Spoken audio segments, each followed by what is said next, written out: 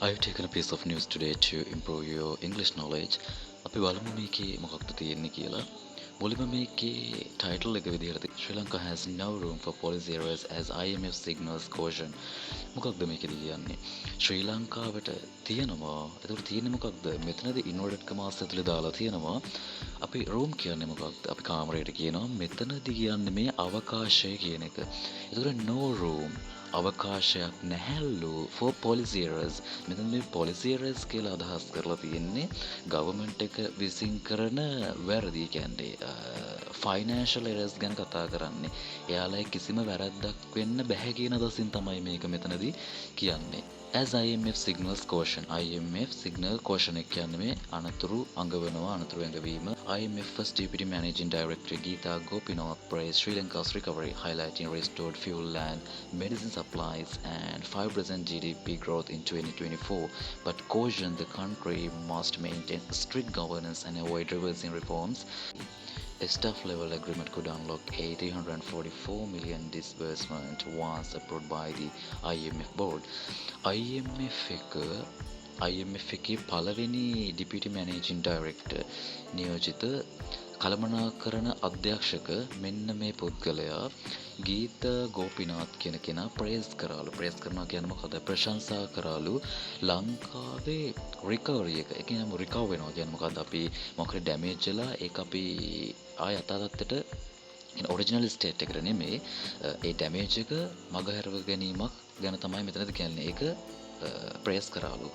ඊට පස්සේ මෙතනදී කියනවා highlighting restored fuel and medicine supply.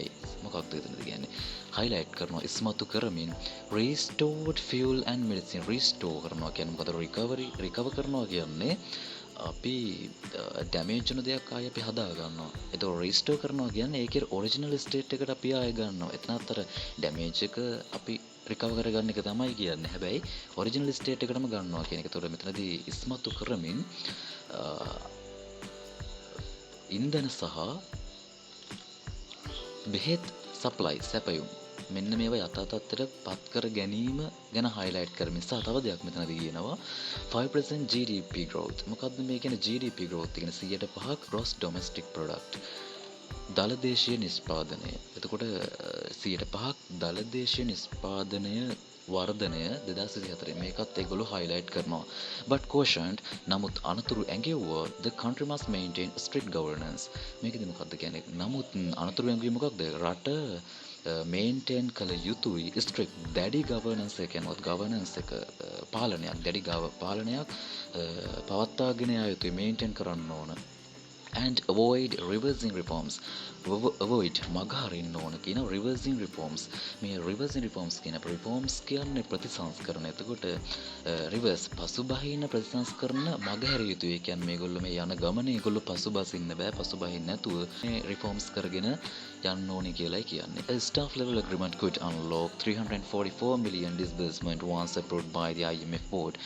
Staff level agreement ඒ කියන්නේ මොකද්ද? මේ මණ්ඩල මට්ටමේ එකඟතාවකට පුළුවන්ලු අන්ලොක් කරනවා කියන්නේ මොකක්ද? මේ එයාලට රිලීස් කරන්න පුළුවන් කියලා කියන්නේ එළියට දෙන්න පුළුවන් මෙන්න මෙච්චර මිලියන 344ක් අන්ලොක් කරන්න පුළුවන්. ඒ කියන්නේ එයාලා දැන් IMF එක විසින් ලංකාවට දෙන මුදල් ගැන මෙතනදී කතා කරන්නේ.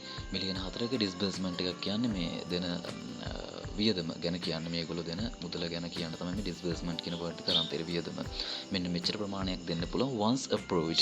approve කරනවා කියන අනුමත කර විට සැනින් කියන අදහස once කියන්නේ විට කියන අදහස ගන්න අනුමත කර සැනින් by the IMF board එක විසින්